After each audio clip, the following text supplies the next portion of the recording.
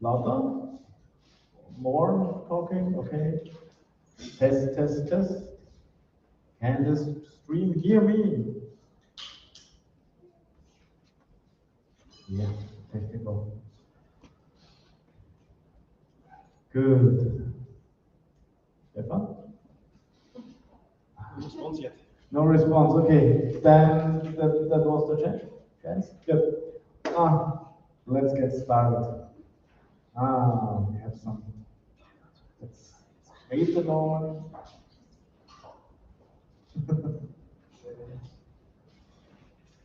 Good. Welcome everybody to today's November .NET meetup. As always, organized by .NET Dev team. Who are we? We are a non-profit organization all about knowledge sharing in the .NET space. We have a website where you can find all the links to all our places. We are on YouTube, we have on Twitch, we have a Slack channel, and we are also on Twitter. Would be cool if you follow us everywhere where you want. And you can get also updated to all the news and notifications when we have new events. And yeah, thanks for joining here in person and in stream. Always cool, probably good. Coffee machine in the background. Good, yeah. Thanks for being here, and thanks to our sponsors. And one of our sponsors, all-time sponsor Rubicon, is also sponsoring today here the location, everything. And they want to say something. Your part, Stefan. I was actually asked to say something. So, welcome here at this breakfast in the name of our current company, Rubicon. I think also the other table, there's soft drinks in the fridge and beer in the other fridge, and there was some leftovers from breakfast at the cocktail tables. Help yourself, enjoy the evening. Thank you. Thank you, Stefan. That was it. Also, thank you to another sponsor, Tieto who is sponsoring us financially, and also thanks to JetBrains, who is providing us 12 months license codes. And yeah, if somebody in the audience wants some, come after to talk to me, and you get one code. I need to give them away, because if not, JetBrains doesn't work. Good. Some quick news from the community before we start with the talk. Our meetup is part of the .NET Foundation, and they have this virtual user group where probably some of the stream founders. If you don't have enough .NET content to consume, a lot of meetups all around the world are also announcing their virtual meetups there. Join there, you have 2 or 3 meetups a week or so. In all different time zones. Other things is 2 events in the next time. So one is in 2 days. It's at Rise Above the Cloud. It's a conference here in Vienna. It is a paid one. We have here a 10% gift rabatt code for tickets. Works for 5. So if anybody is interested in going there, that's the code. All about cloud topics, a lot of AI stuff, what I saw in the agenda. And the second is that the Unity Meetup Vienna will have their December meetup on 1st of December. Also, topic is not yet fixed. And quick, somebody already know that we are adding this stuff, so we recommend some .NET creators around. Well, first we recommend, if you need more topic, is our own Stefan is streaming every Saturday at 11 to 12. It's source generators still? No, Blazor. Blazor now, good. A little bit easier to consume. Then we have Charlie Berlusconi, has good content creator from Switzerland, has good. Level 100, level 200 content. Cool overview about .NET 7 published this week. And we have new chapters from London content creator does cool stuff. Every second video is somehow using Mediator, but that's another thing. Good, and with that, I hand over to our speakers. And yeah, we heard today about verifiable trust. Thank you.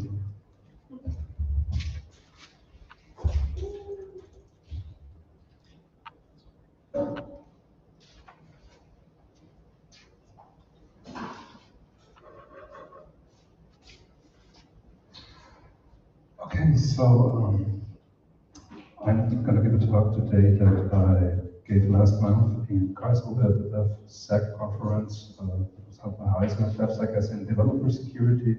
So it was a two-day conference with a lot of information about secure coding, that kind of stuff, but also with a focus on supply chain security this year. It's kind of like the hot new fake in software development, not just how do I get my code to be correct and securely coded, but also how do I manage to get all my components in a secure way, to get all my own code in a secure way to the customer system, to the end users, to operations, whatever.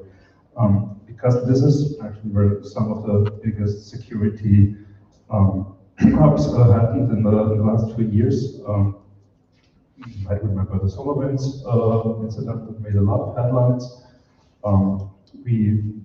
Increasingly we're seeing that hackers are trying to compromise customer systems, not by directly attacking them, but by attacking their supply chain. It can be open source projects. Actually, in most recent cases, the most prominent cases were when suppliers were attacked, like independent software vendors or contractors of large companies and large corporations. So I'm kind of repeating this talk. I hope I can remember most of what I said like a month ago. It's kind of a high-level talk, and after that, we want to after the talk is going to give a product demonstration of our own product SignPath, which is addressing a lot of the issues that I'm presenting here. So,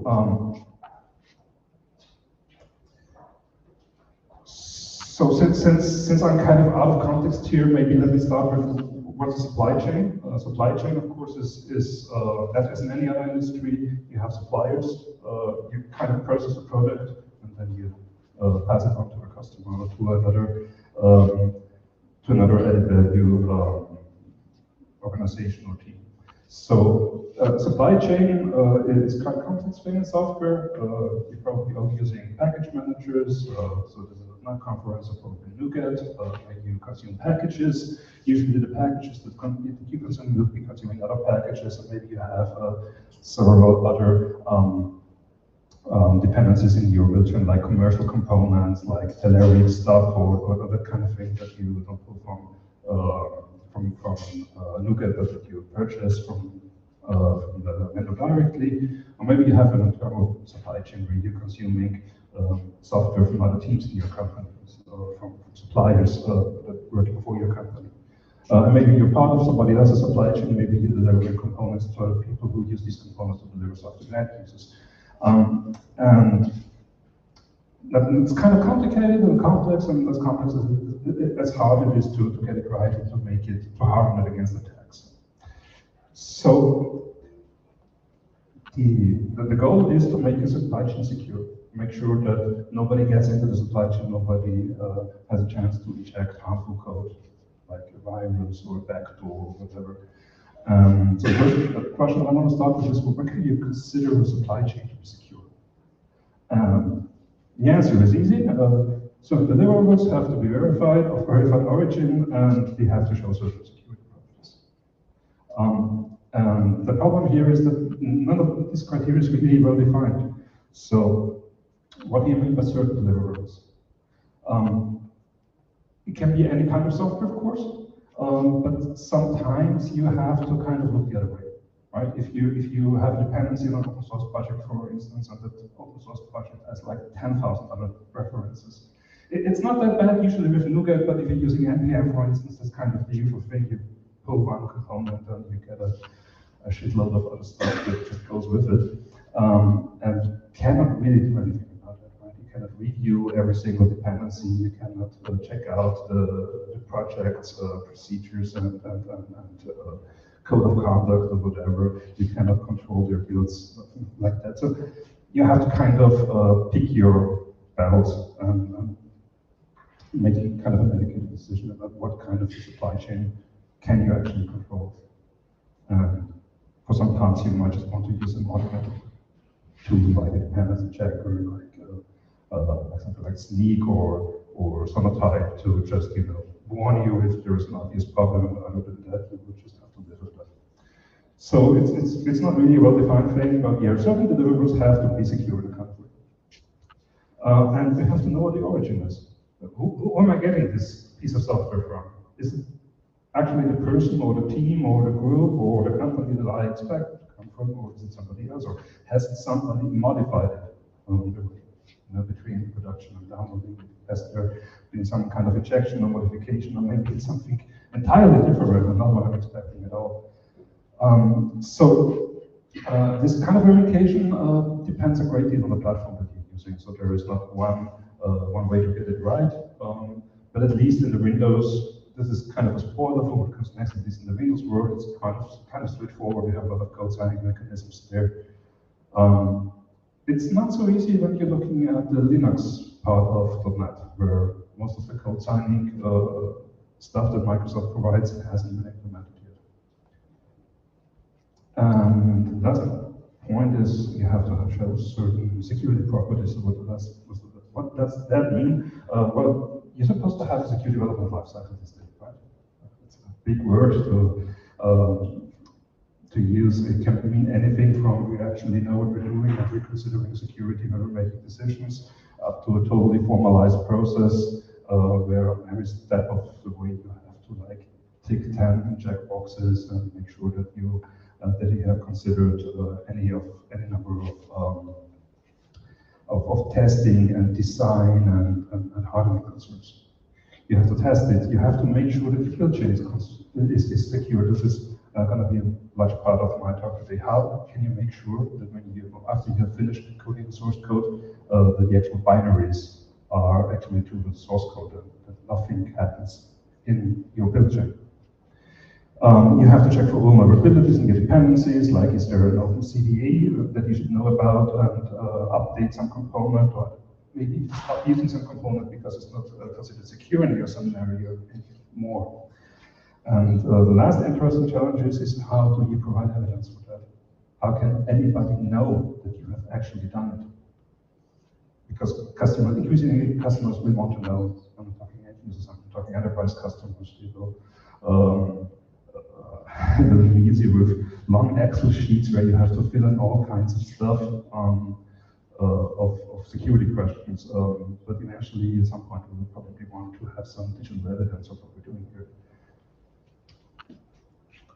So three different kind of dimensions of security here that are not well defined. So how can we approach this subject? How can we find some kind of useful, pragmatic definition of what's secure?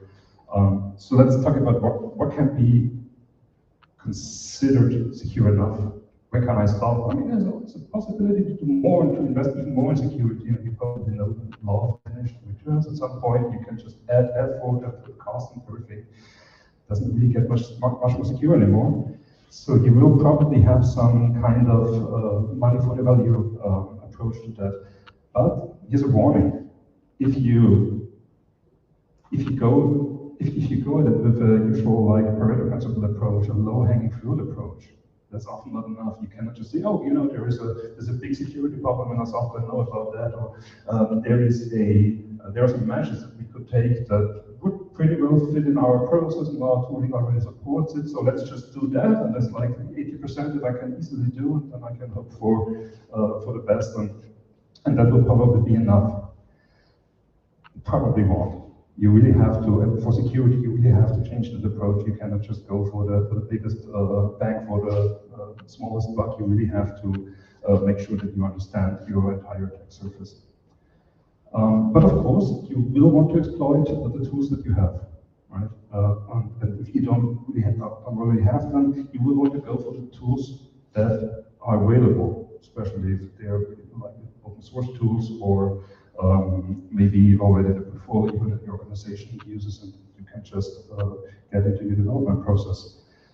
It's too easy to get distracted by the things that should be done from a theoretical perspective. You know, if you really get into the security processes and you think, yeah, I mean, actually this is something that we should be doing, and you realize this is something that nobody does, or that maybe only the most elite kind of teams like Google or the kind of organizations do.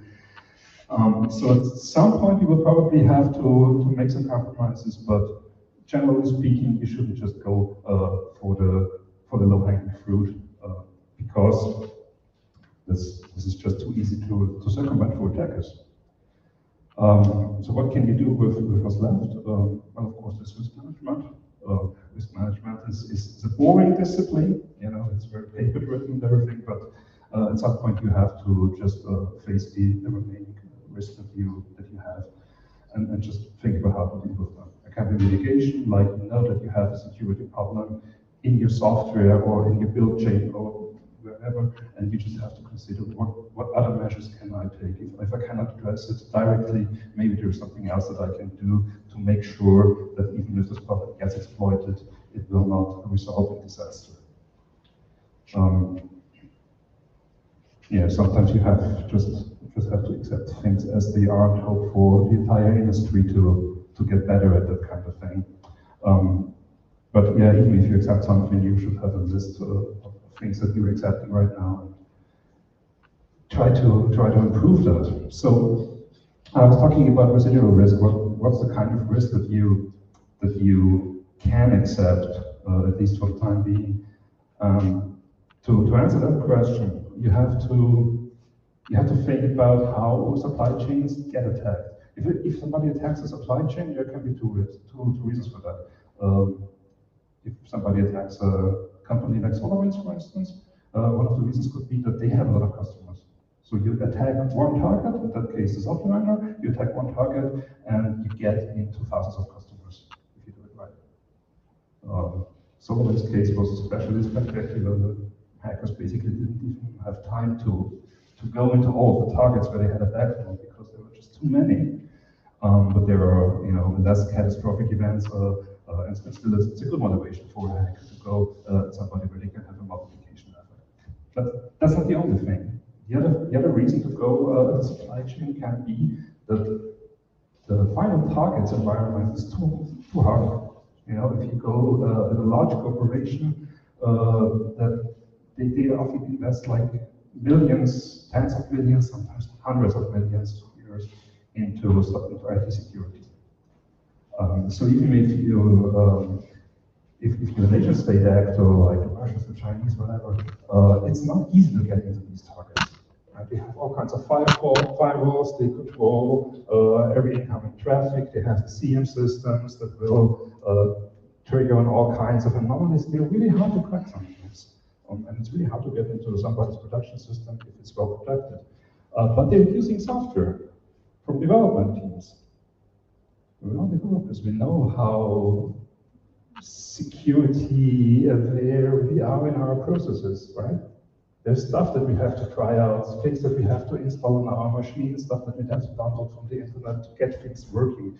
So developer systems usually cannot be trusted. And that's a motivation for the hackers to go after them. But if you have a hacker with that kind of mindset, and you just try to put up arbitrary roadblocks for them, they will just keep searching for, you know, for the one things that you have to look at. So residual risk that you can accept is not closing some of the vectors. It's not just doing the easy stuff and then hoping that nobody will find the other holes in your system.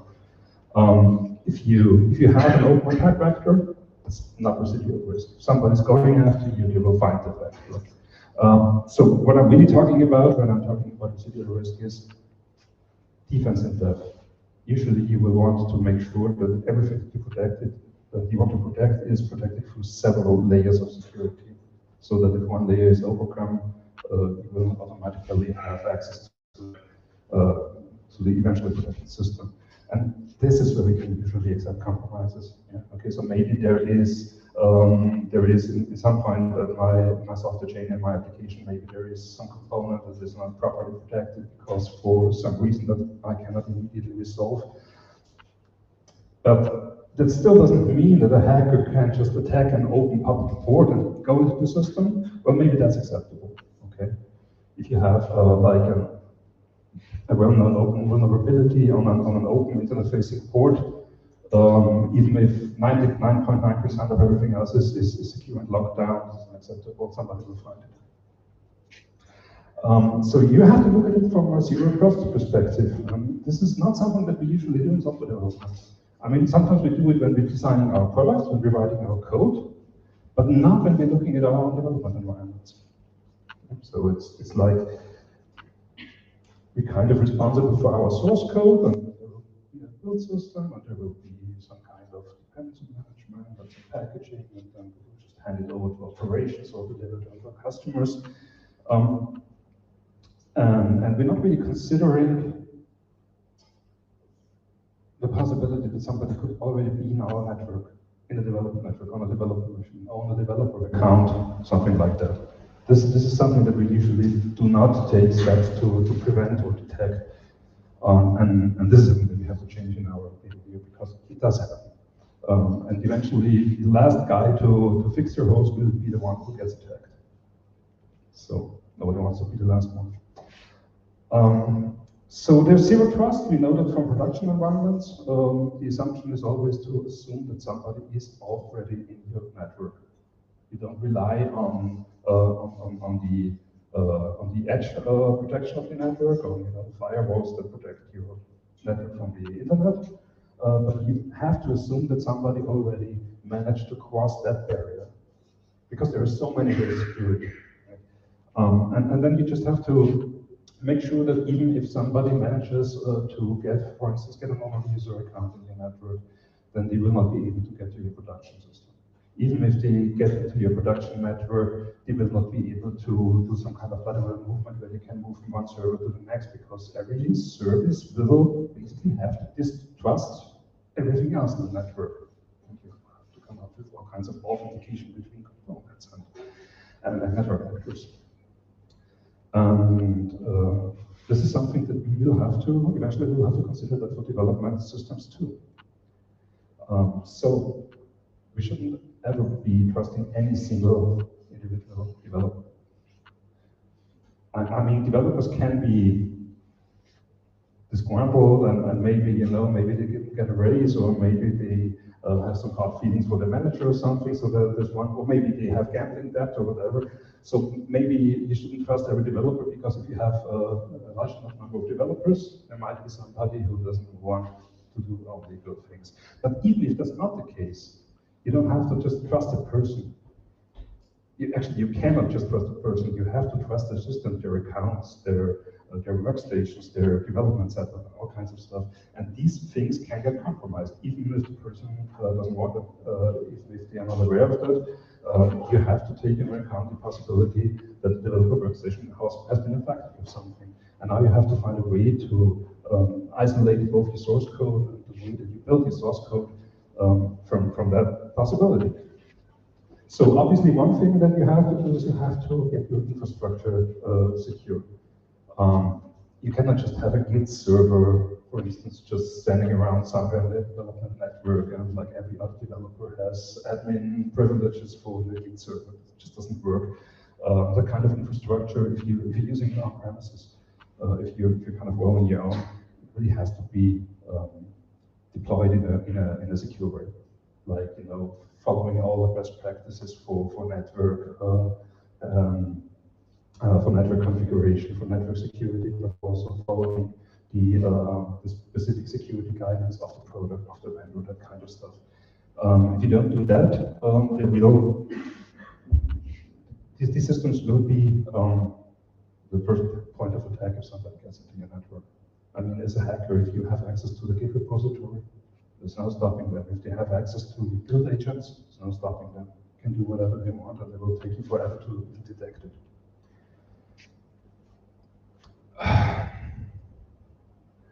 I thought I had everything translated to.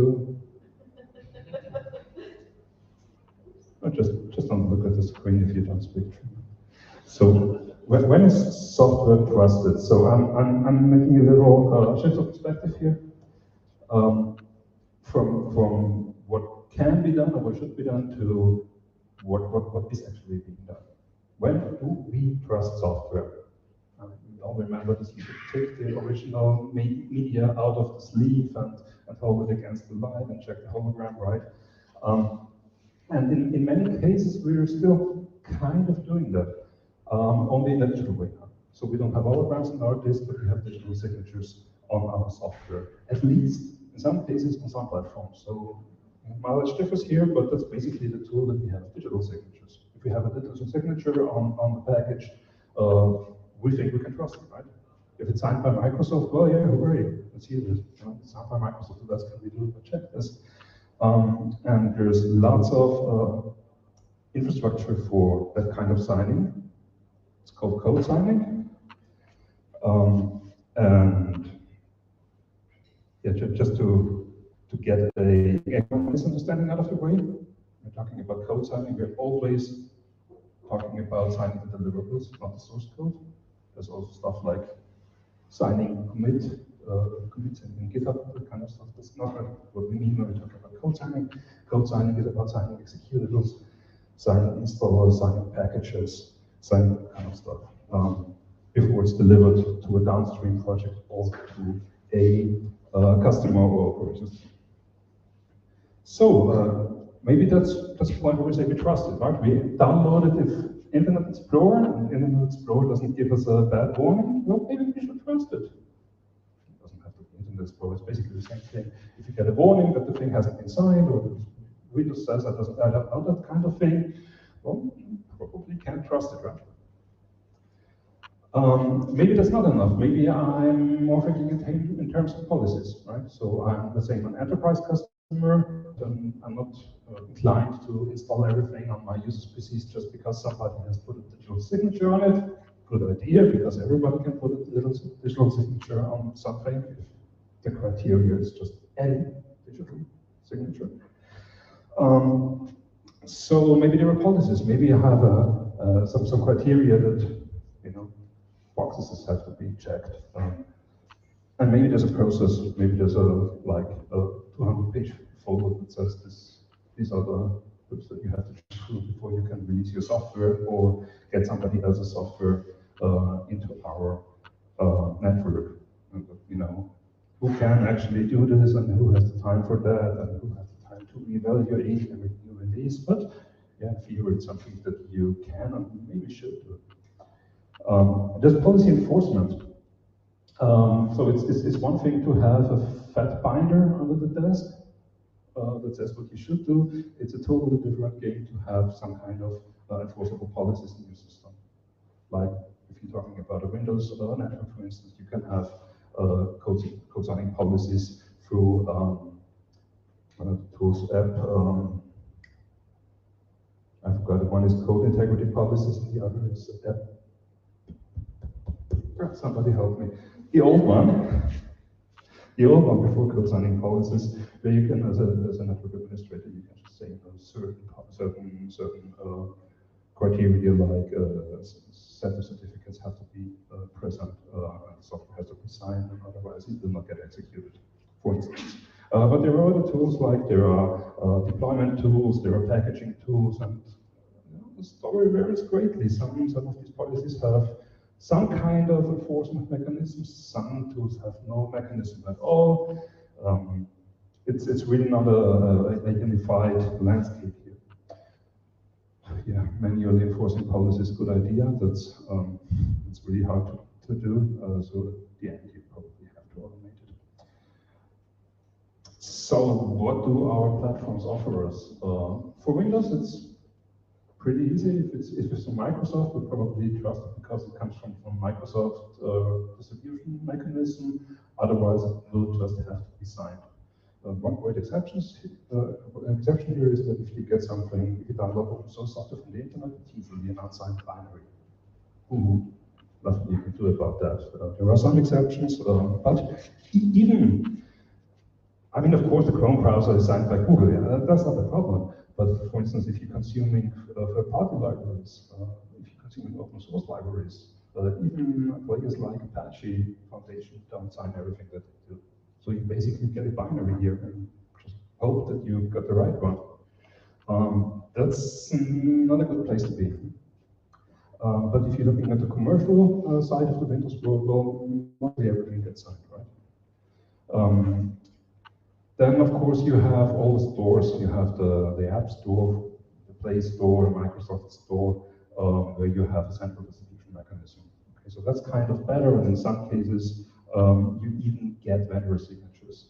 Well, sometimes you get a signature by the store, which is a little bit better than just relying on HTTPS, but if we're really honest about it, it's not that much better, because if you get it for HTTPS, there's not that much that can happen that a store signature can prevent. But sometimes you get a signature from the vendor, and then you can base your policies on that, so that's a good thing. But if you're talking about Linux, for instance, it's wide open. There's all kinds of stuff going on in Linux. It's mostly based on some kind of PGP, but rarely used. So in Linux, once you're stepping outside the boundaries of the distribution that you're using, outside of the package repository of the distribution that you're using, it's often like, if you're lucky, there is a SHA-256 signature on the web page next to the download link, and you can manually check it. Yeah, so GPG signatures work, but they are not universally used. Docker signing is a painful topic. I'm not going into details here. And of course, if you're using platforms like NuGet or something else, there are sometimes signatures involved. So what do we do with this motley crew here? It's like, yeah, we know we should be using it, but the software world, the powers that be, can't even make up their mind about how to do this properly. So it's kind of difficult to use. But still, if you go with code signing, at least you have a native platform support. Right? At least you have some chance to have automatic checks when you download or distribute, when you use something depending on the platform. So let's go with it again. The good thing about code signing, the mechanisms are solid, right? I mean, as long as we don't have quantum supremacy, the signatures are going to hold. Sometimes there are, security, implementation errors, that kind of stuff, but it rarely happens. This is old technology, basically works. And verification is easy, mostly. If you have like a code signing system, like in Windows, where you have certificate authorities dishing out certificates to software companies, that's easy to verify. It does have its disadvantages, but at least you have like a hierarchical system.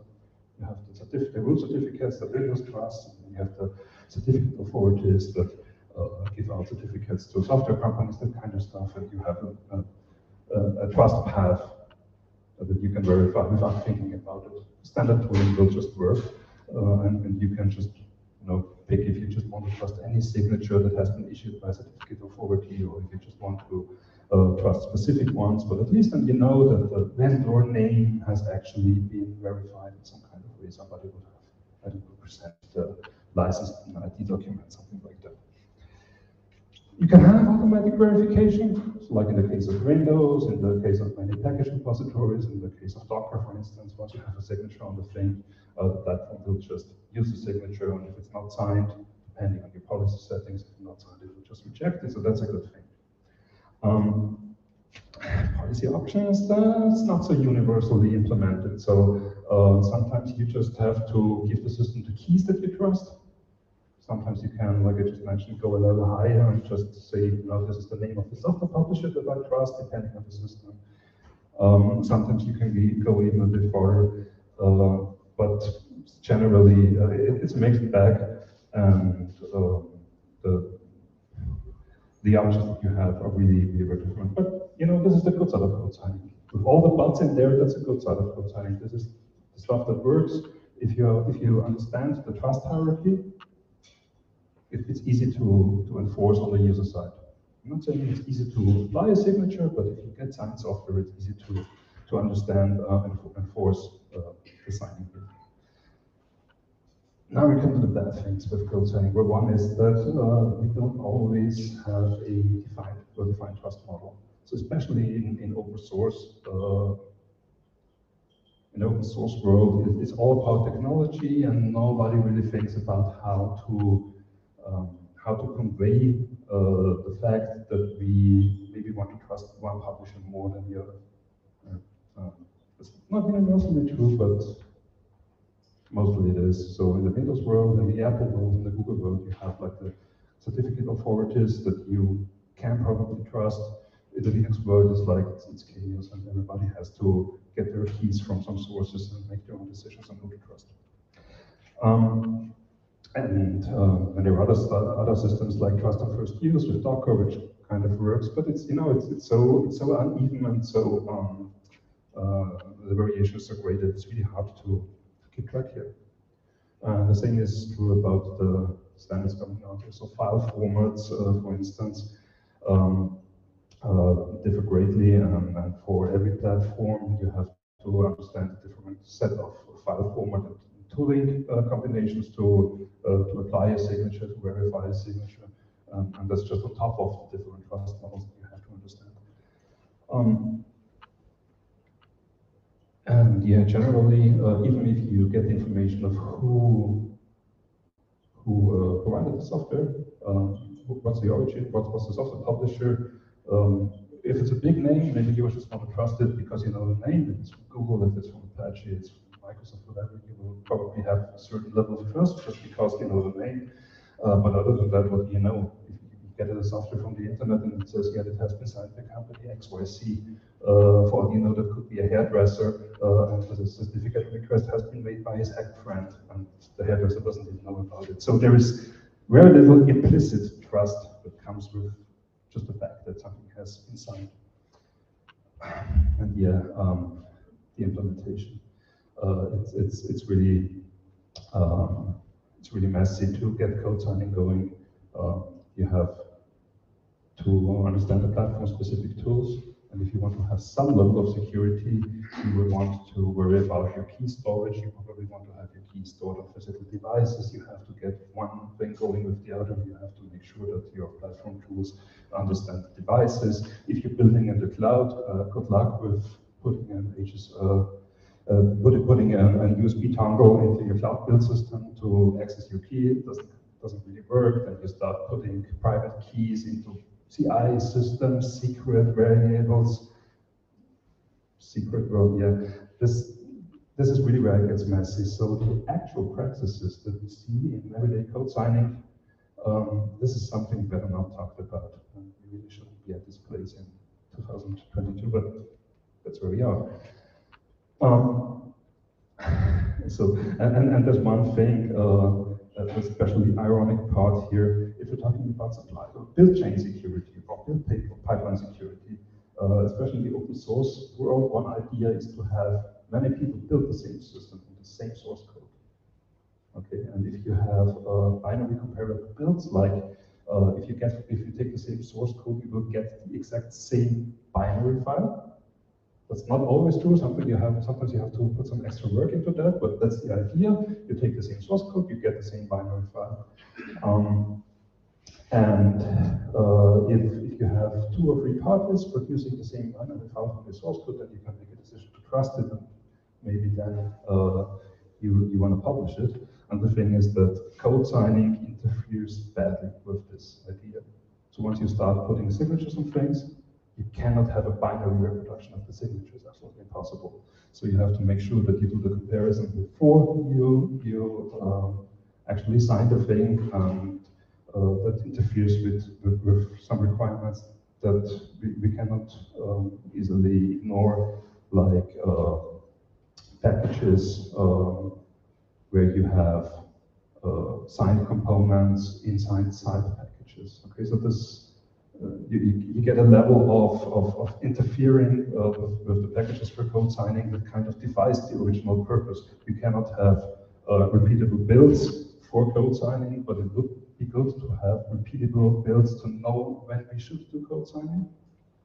I think I wasn't very clear on that one, but trust me, it's bad.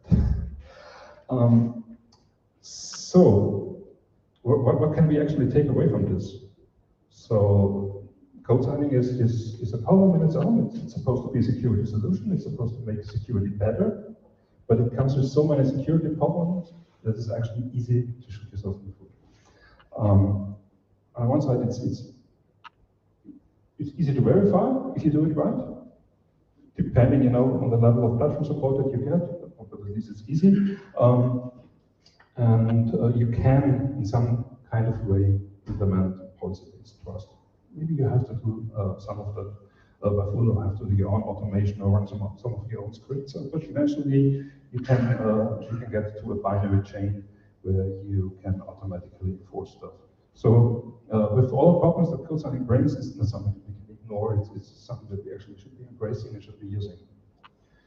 But even if we get it going, even if we manage to have a secure code signing system, it's still kind of difficult to convince our users that this actually means something. Okay, so we have to think about how we make our stuff secure. Now let's look at software production pipeline.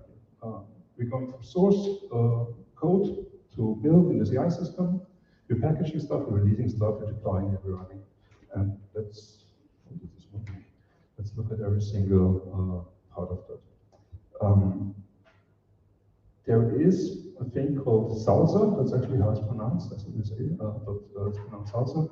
That's an initiative originally by Google, and it has been handed over to the Linux Foundation now. The SLSA framework is a kind of declarative framework that tells you how to secure your own pipeline. And depending on how much of the boxes you take, you can get to one of 4 levels. Okay, so if you really want to have a secure pipeline, or you want to aim at SLSA level 4, and that just means that you have to implement certain security features in your build process. So absolutely worth taking a look. We have done a thorough security analysis of build processes, and there's a lot to learn here.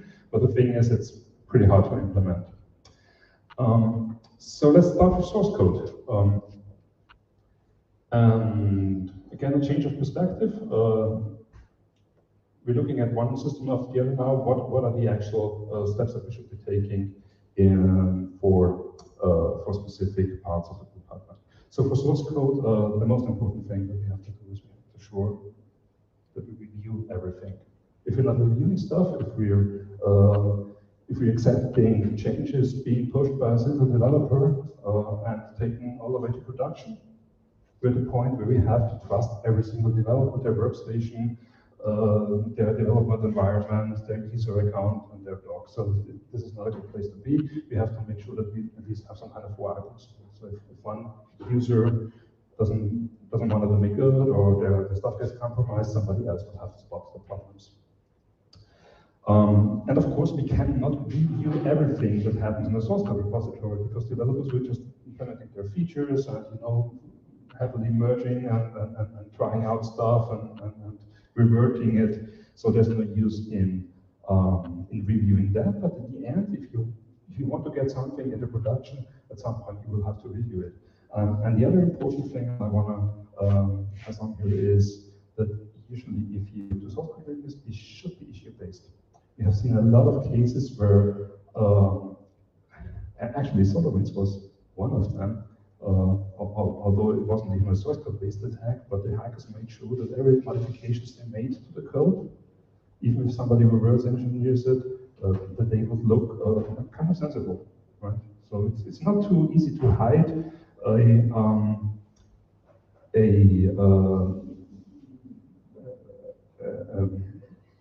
malicious function in a large code base. It's actually pretty easy to make it look harmless. But if you have an issue-based review, if you like reviewing every single Jira ticket or whatever you're using and making sure that the commits that you're reviewing are actually just implementing what the ticket says, it's much harder to hide malicious code there.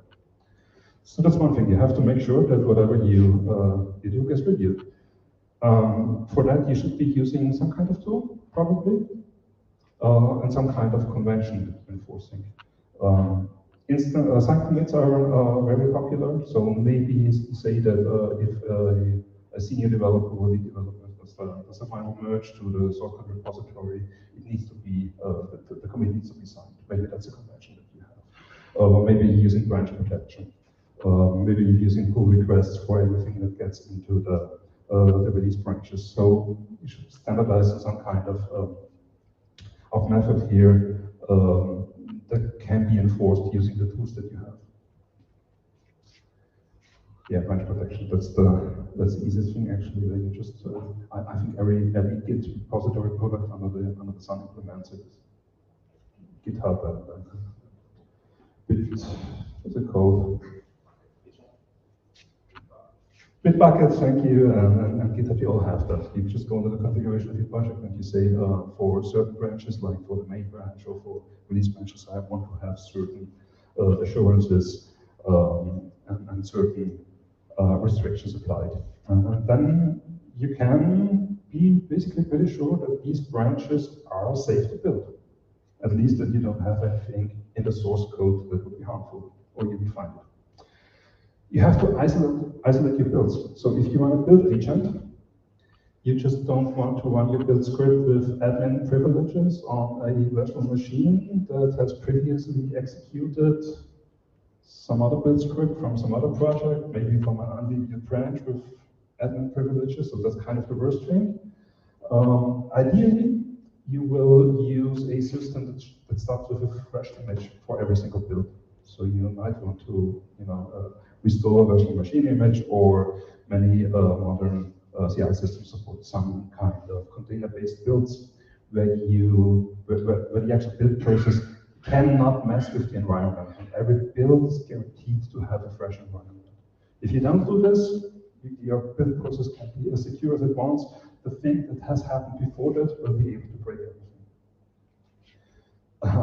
This is a tough one. You have to limit network access if you really want to play it safe. We see a lot of scripts that just pull stuff from somewhere, maybe from another Git repository in the same company, maybe from some open source repository, maybe from some package management system. Once you do this, you have very little control over your build process. Okay, so if you just have a single Git repository for your project, and you have a YAML file that defines the CI process and the build script that defines what runs in the individual build script. This is something that you can review, but once you start pulling stuff from everywhere on the internet, you basically have no chance to review that, and anything can happen then. So things like, I don't know, maybe you've heard of Sonatype Firewall, for instance, as a product that will block arbitrary internet access and will force you to go through your own artifact repository. That's a good thing, because you have to kind of configure it on the CI level. It's not something that just happens in some arbitrary script, it's something that you can declaratively configure. Of course, you have to separate builds from tests. You don't want to interfere these two with each other. Don't trust any settings. Everything that is executed should be under version control, because only if it's under version control you can actually review it. If you allow people to click around in their CI configurations, you never know what happens in the next build, what has happened in the previous one, whether it changes. There's no real way to review that. If you want to be sure, you just lock everything down, restrict it to your build YAML or whatever files and your scripts, and then you should be kind of able to rely on that repeatable and reviewable. And of course, you have to be extra careful with all kinds of credentials that you provide to your build systems. For instance, code signing, this is like a prime example. If you have a code signing system that you can just access through a password, and you give that password to your CI build systems, and you use it in some build scripts, this is so easy to leak. Anybody who has any chance to run some kind of code with access to these credentials will easily be able to bypass all security measures and just get access to the password right away. So it's a little bit harder than just getting it from a file share, but if someone is dedicated, this is not going to prevent them from doing it. So be careful with what you do with credentials, how you distribute them for projects, and actually what you even trust credentials with to be safe. Packaging. So one very important thing here is provide metadata. Different packaging systems have different features in this category, but whatever you can do, please do it. And be strict with your upstream projects. If somebody doesn't really provide the metadata that you want, give them feedback, file issues. You don't want to rely on packages that just basically give you binary data. You want to know what's in there. And eventually you will want to have a software bill of materials. So that's kind of one of the new buzzwords out there. You want to have a list of all the dependencies in your software, right? This is happening. It's slowly happening, but it is happening. So eventually, package providers, packaging systems will be able to provide that kind of software bill of materials, and security tools will have a standardized way to access the information of what are your dependencies, what software are you using directly, what software are you using indirectly, what version are you using, just to be able to give you information about like other security issues, for instance. And also licensing, sometimes customers ask for it, so it's absolutely becoming a big thing that you have to take care of. So be sure that everybody gives you the right stuff, and if you're creating packages, be sure that you give the right information to everybody else. And of course, sign that stuff. Doesn't matter if you provide software to a downstream project, or if you send it to users, or if you give it, to the production people in the basement. Everybody needs a software sign. It's kind of, sometimes people are tempted to say we have integrated systems, and developers are directly pushing to the Artifactory, and the production people are directly pulling from the Artifactory repository. That gives you some kind of protection. It's better than downloading it from the internet. But in the end, software supply chains are so complicated that if you don't have a digital signature attached right to the binary that you're using, you're probably going to lose control over everything.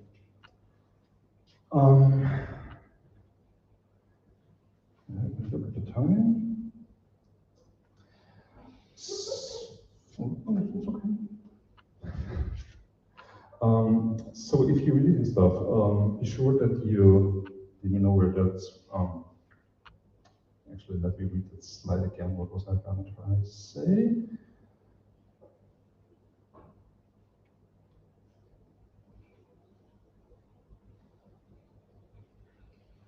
So when you build software, make sure that you have some formalized way of deciding what gets released, what gets pushed to users, what gets pushed into production, or whatever.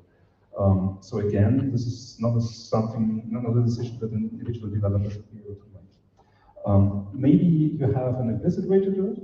Okay, so maybe you have, for instance, a way to ensure that a certain commit on a release branch will already contain the approval to run it in production. So that's fine, okay? It doesn't have to be an extra step, but it does have to be some kind of formalized sign-off, okay? If anybody can just push anything into production, that's just a disaster waiting to happen. So there has to be some kind of approval. And of course, if you're releasing stuff, at that point, you should verify the signatures that you already have. Okay? So even if you're not running the stuff, this is a good point to check whatever I'm getting here. If I'm expecting a signature on that kind of stuff, I should verify it. I should do using the standard verification tools, it's usually easy enough. See if it is properly signed, if the signature checks out cryptographically, and if it's from a trusted signer.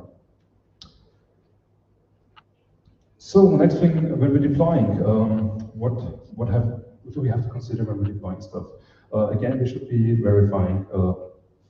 course, the metadata that we put or that we expect on the binaries, and also the signatures. So again, this is just another good point in time to run the validation. So again, yeah, because it's just a good idea to do it in every single step of the way. Because some of the steps might fail, some step might have the verification deactivated, or something might happen, or maybe you have a deployment tool that doesn't support signature verification, and it's important that you have controlled it in the previous step, or vice versa.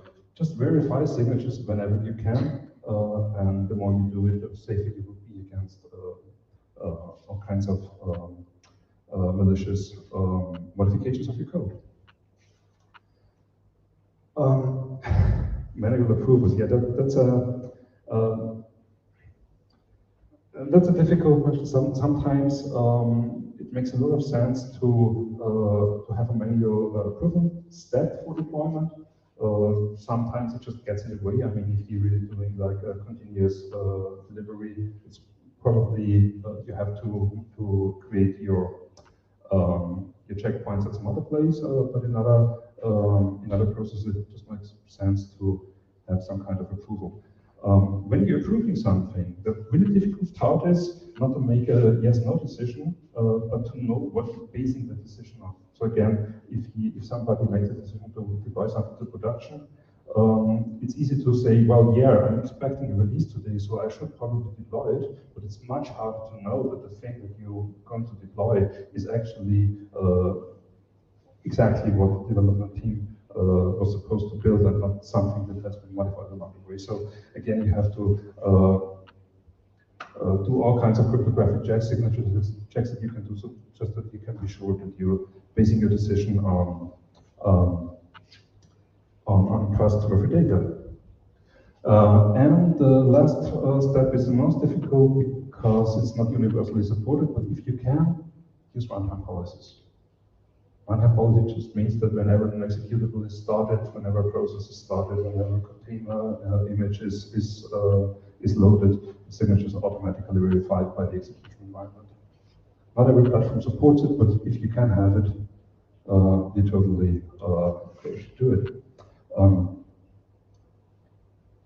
And especially in the runtime environment, you should really have a hard look at the trusts that you're using. Like if you're configuring a network of Windows clients, it's good to have signature verifications, but it doesn't really buy you anything if you just trust every single certificate that has ever been issued by a certificate authority. So you have to have some kind of control over that. And of course, if you look at the entire supply chain, it all goes in circles. Somebody is releasing a package, somebody else is consuming it. So at that point, you want to use some tooling that gives you control over licensing and that will help you to detect known security vulnerabilities. Lots of open source and commercial stuff out there, and it absolutely doesn't work anymore. Just ignore this problem. There's so much stuff out there. It's totally impossible to know what you're shipping to your customers if you don't have some kind of control over that, over your dependencies. Ideally, you have a process that defines which packages can be consumed by your project. Right? So it's not like a developer just decides, oh, I found a nice package in my package browser, and I think I should be using that. But there should be a process that that requires some kind of formal approval, where, I don't know, a lead developer, security engineer looks over the package and makes a conscious decision whether this should actually end up in your software. And of course, this only works if you have some mechanism to control it, like a package manager, software composition analysis, network limitations, that kind of stuff that will just block anything that has not been approved by your team or by your rules. Yeah, that's the best case if you can block it. If you don't, you have to rely on manual reviews of package definition files, that kind of stuff.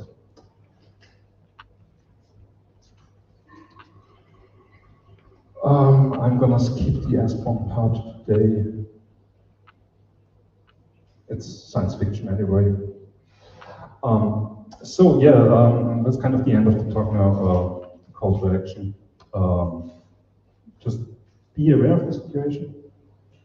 Be aware that your build pipeline is something that might get attacked, especially depending, of course, on the kind of customers that you're serving, on the kind of applications that you're doing. But at the end of the day, we have seen that kind of attacks on all kinds of software, games even. So whatever potentially runs on a corporate workplace is a potential backdoor, and so it's a potential attack target. Make sure that your own build pipelines are hardened, are secure. If you build them in a way that nobody that gets into your network or gets into a single developer account can just misuse them, and control your dependencies, which is actually not that hard if you're mainly based on NuGet. It's one of the friendlier platforms out there. Just decide on the tooling that you want to use, decide on what level of automation you want, but in the end, if you don't control your packages, you will eventually be shipping software with open security vulnerabilities or all kinds of problems. It's not a matter of if, it's just a matter of when this will happen. And if you have done this basic security homework, make sure that you sign it. Make sure that if you ship it to customers, to users, to operations teams, everything that you're doing will be verifiable to them. It's no good if you're doing code reviews and learning about secure coding and making sure you use all the right algorithms and do all the right encodings and decodings and go through the OWASP top 10 or whatever, and then eventually after you have built the perfect code, somebody just modifies it on the way to the user. Okay, so you absolutely have to make sure that you have some policy to ensure that you build the right code. You have to have some kind of automatic verification, and you have to provide some kind of way for the end users to verify that. Okay, so this is the last part. I'm slowly, but certainly moving to the product-specific part. So Ulrich is going to give a demo of our own product, SignPath, which is a code signing platform. It's available as software as a service and also as something that you can install on premises. And it's basically designed to solve the problems that I've talked about on the software publisher side. So all the problems that you have when you're actually trying to implement secure code signing, and all the problems that you have, well, at least some of them, that you have when you want to build a system that only applies code signing when you know that your policies have been properly fulfilled. And I think, well, this is a cool pet project of ours. We're actually signing open source software. So I've mentioned that in the Windows ecosystem, it's quite common to just download Windows binaries by open source projects. So it doesn't matter if it's, I don't know, from GitHub releases or something like that, or from some project web page. You just download a binary file. Can't really know what's in there. You have, all the source code for everybody to review, but you cannot be sure that the reviewed source code and the binary are the same thing. So this is something that SignPath provides. If you have a open source project that you want to deliver to your users in a secure way, feel free to contact us. We're doing a lot of code signing for open source projects. You will just have to jump through all the groups that we hold up for you to make sure that we can automatically verify what you're building there. Do you have any questions so far? In that case, I'm passing over to Ulrich, and he will demonstrate the product for us. Many thanks, Stefan. So, demo time. And what we want to demo is the SignPath, the product of our company, and how SignPath demonstrates the problem of verifiable trust. And especially in the context of field systems and CI integrations, with all these participants at risk, which Stefan mentioned before, from potentially compromised developer machines, build agents, supply chain attacks to your dependencies, to your build time dependencies, and the main question about your keys. So how to store your keys, and how equally important how to control the access to your keys so that you don't get used to sign some malicious or some malicious version of your software containing backups and so on. And about time, we are already in overtime, so can we extend it for about 15 minutes to do some actual code signing today? And therefore, I prepared. I have to close also this one for a moment. I prepared a small Git repo where I'm skipping the build part, so I directly have checked in previously built binaries, in this case in a zip file containing two versions of GrabWin, 32 and 64-bit version of an MSI installer containing GrabWin. So we're assuming that within this Git repository we are building this GrabWin software and want to sign these MSI files in the end. And before doing the actual CI integration and automation, we need to set up a few things within SignPub. So we are now basically telling SignPub, first of all, what to sign, how this looks like. We will tell SignPub who is allowed to sign and which certificates are the respective participants allowed to use during the signing. So let's start with the first part, what to sign. And therefore, we will create a project within SignPub. We will give it a sensible name like .NET user group for the win. We will paste in the Git repo, which we've set up before. And we will now tell SignPub the format of our file. And here you see the list of single file signing formats, in our case, and also all the supported formats which we have out of the box. And in our case, we have a zip file containing some stuff. But I want to choose a different possibility here, namely to upload an artifact sample. So we will provide the zip file which you saw before. And let now SignPub analyze this file. So now no signing happened at this point, but SignPub checked this artifact zip file and generated the following thing, an artifact configuration, as we call it. And here it detected that this is a zip file. It contains two MSI files, and these MSI files contain respectively one exe file. And what this is a description of our artifact, and at the same time a process instruction for SignPub what to do when getting this artifact. So so what SignPub will do, I will skip now the details here. It will basically extract a zip file, it will extract the MSI files within. It will apply then digital signatures. So in this case, on this GrabWin exe file. By the way, Authenticode is Microsoft's fancy name for the signature scheme of DLLs and exes and so on. So therefore, we instruct SignPub to Authenticode sign this exe file. Then SignPub will pack up the MSI file, will authenticate this MSI file containing the already signed exe within, and pack then everything up again in the zip file. So in the end, we get a new zip file with exactly the same structure, but digital assigned content.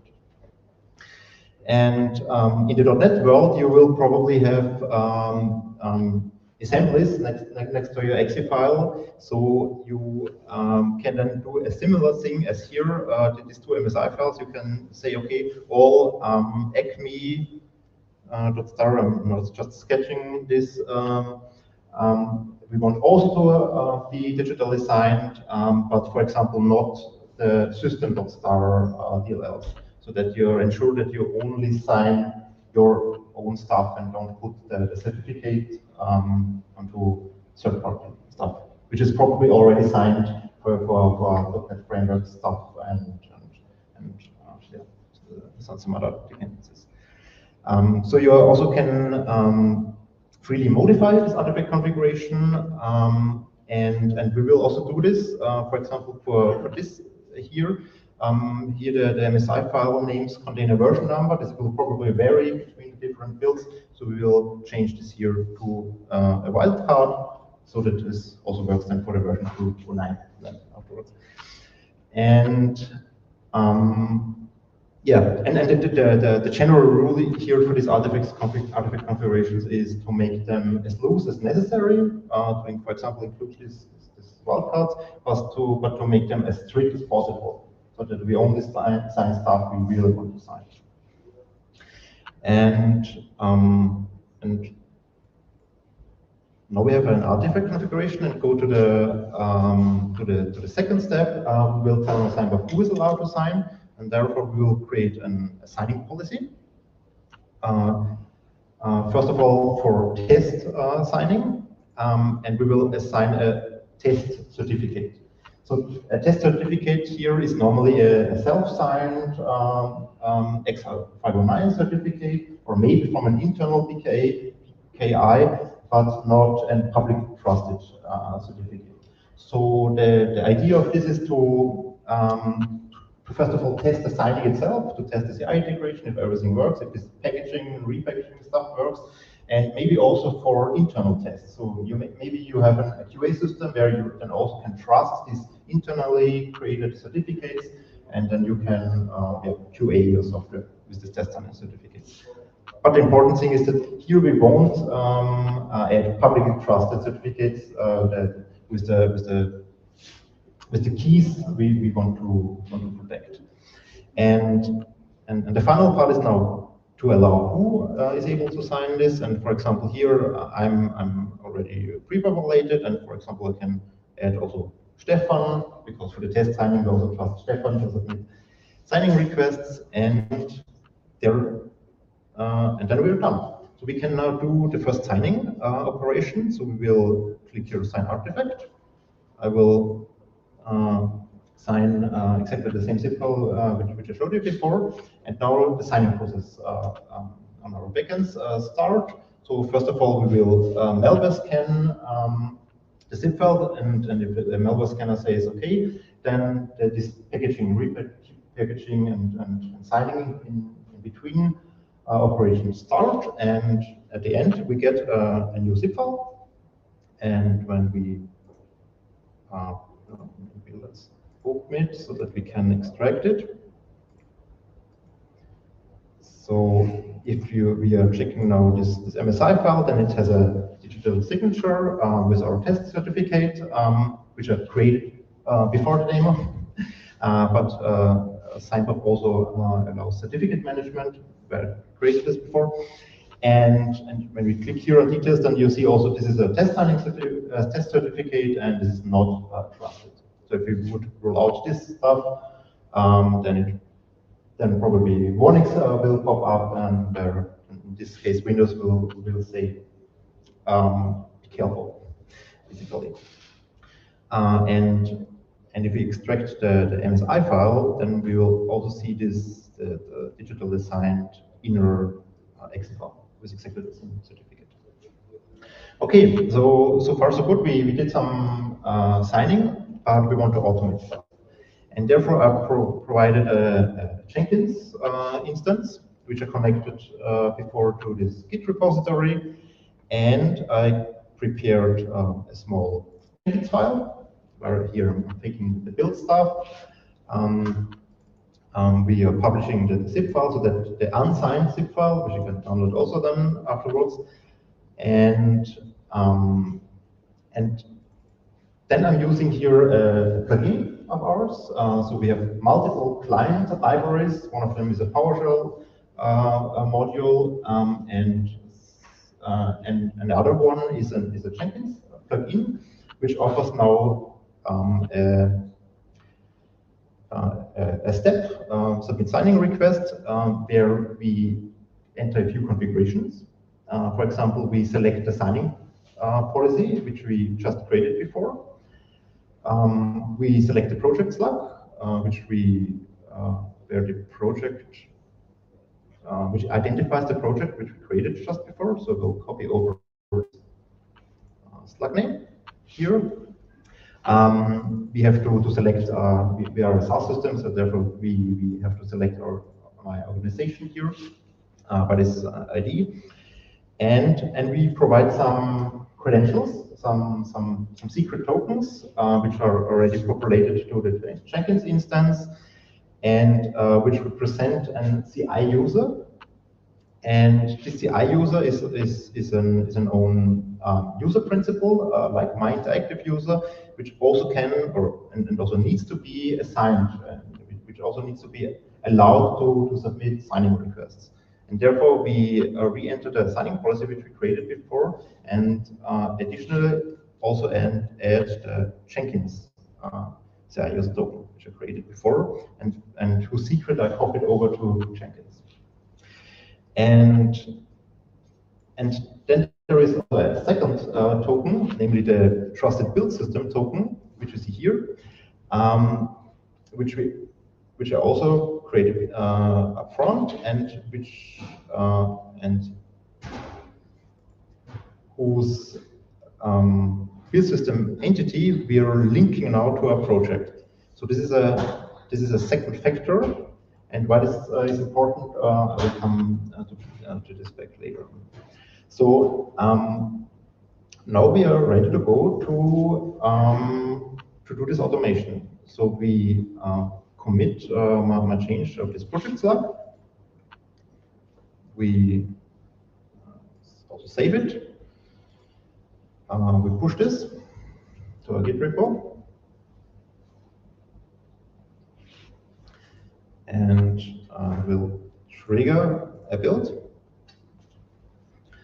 And what now happens is that this Jenkins plugin takes the artifact and submits it like we did before in the user interface to the signed-off servers. And therefore, we see also here a new signing request. This time not submitted by myself. This was the one from before, but submitted by the continuous integration system. And we have the end in my CI system. If I refresh this here, the same signed version as before, containing the test certificate signed artifacts. Okay, so far so good. So we can now automate the signing stuff, but we of course want to produce release builds in the end, signed by our production certificates. And therefore, we will now create a second signing policy within this project. We will call it release signing. And we will now select a release certificate. And normally you have here within the sign-off system an extended validation certificate issued by a public CA and held on a hardware security module. So a hardware appliance which guarantees that keys can be created there, but never can be extracted from there. For this demo, I just still created a self-signed certificate, which I trusted on my local machine, so that we can see the same effect as it would have been, as we would see if it would be a public trusted CA certificate. And because it's now, because this is now the dangerous signing policy, we definitely don't want that my user is allowed to sign or to submit artifacts, which then use this production certificate, but we only allow our CI system to submit these artifacts. And in addition to that, we require, with this checkbox, to also have the second factor, this trusted build system token, to be present, first of all. And second, we require now for this signing policy that the origin, so basically the Git repository, which the Jenkins CI server tells Signbuff, has to match exactly the repository URL which we entered before. And not only the Git, so to avoid that some other repository source control can be used in this case. And in addition to that, we also restrict the branches which are allowed to be used to sign artifacts in this case. And therefore, we will enter here release /start. And this means now that only branches prefixed with release are allowed in this signing policy. And we will play this now through. So we will create a release branch, release 1.0, for example. We will push it, and let Jenkins discover the new branch. Wait a few seconds to build. Let's start it. And I missed some one important part, namely in the Jenkins pipeline description. Maybe you already saw it before. We have here a conditional policy slug depending on the branch name. So so this now switches from the test signing policy, which we used before, to the release signing policy. So we are selecting now the policy which we just created with the production certificates behind. And therefore, we should now see a new signing request. Sometimes Jenkins also triggers the master branch, too, but this is the one which just got triggered for the release 1.0 branch. And here we see that that the certificate was the release certificate. And if we go back to Jenkins and download now the signed artifacts and check again the signature, then we see now here the release certificate. And because it trusted it locally, Windows now says also signature is fine, no warnings when installing. Okay, so what did we achieve now?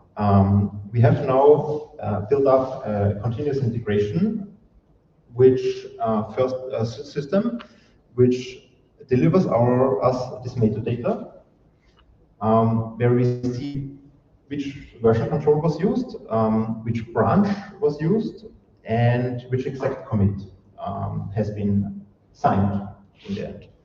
And due to this branch limitation, which we set up before, this release /star a rule in the release signing policy, we cannot guarantee that some other branch with, for example, a malicious commit. So let's, for example, create here a new pull request, say a feature branch. A pull request gets then created afterwards, and we will try now to use the release signing policy within this branch. And we commit this and publish this. And again, can call new branches.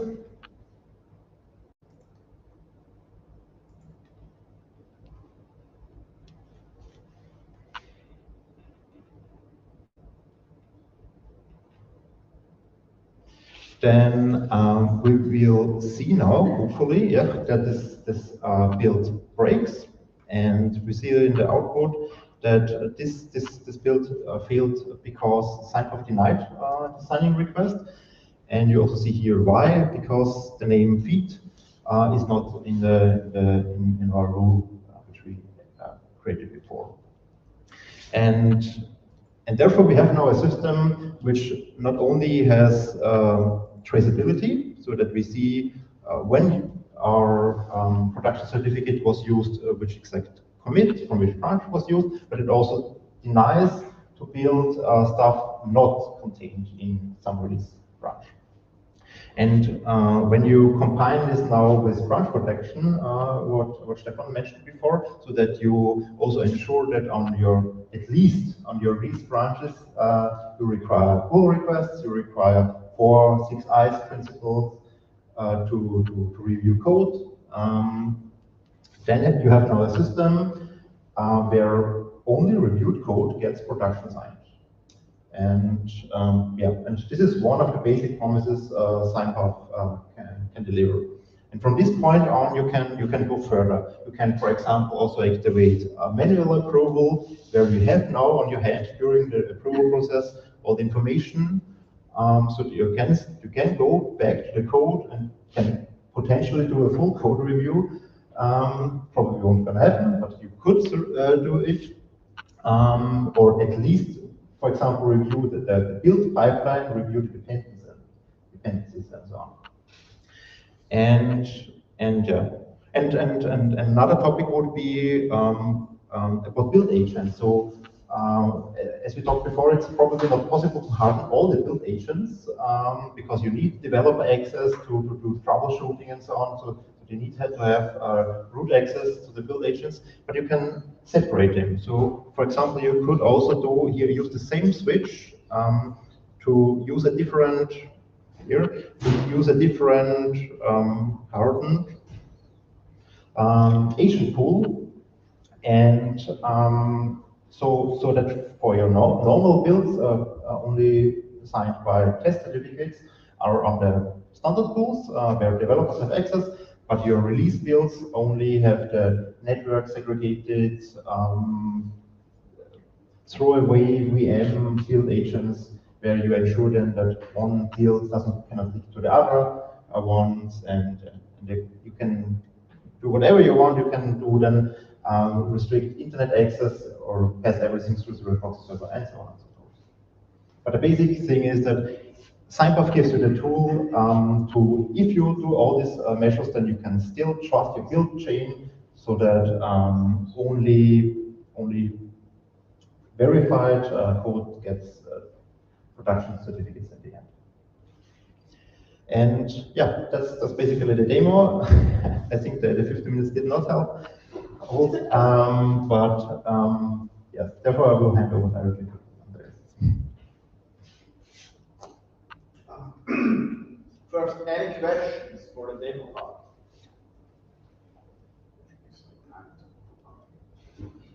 I have a question. Where's the lost decoded? You mean the percent 25? It would a bit bigger.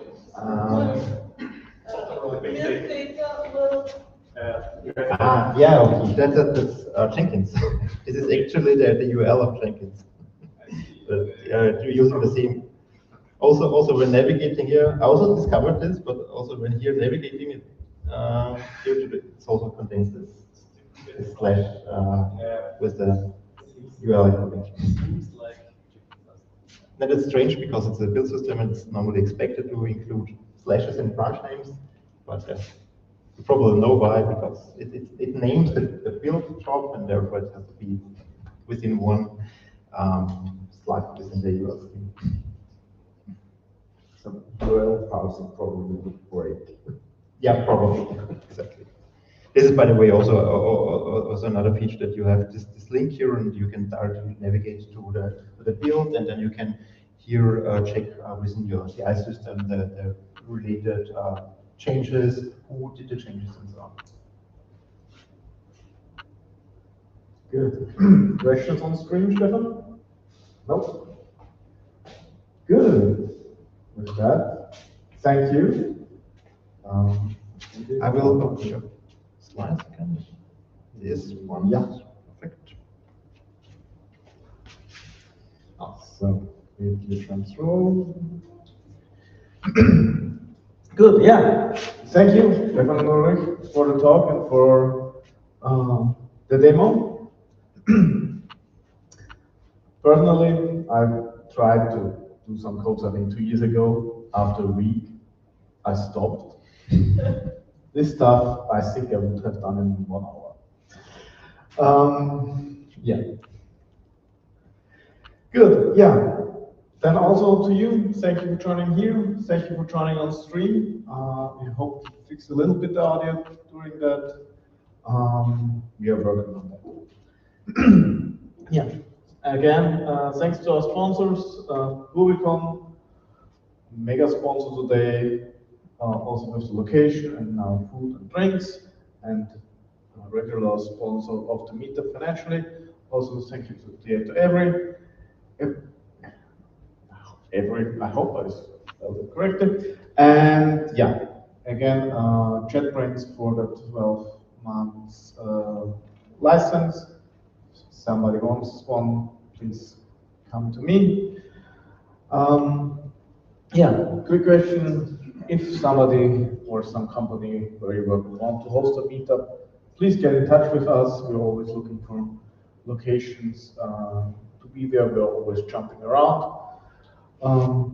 Yeah, we're looking for locations. Next meetup looks a little bit bad. Everywhere is to be fine. We are working on it.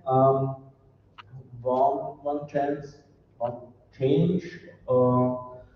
What we decided in the last hours is because of reasons we are moving now to only have every second month an in-person meetup, and the other months is a remote-only meetup. It's at the moment easier for us to organize that way.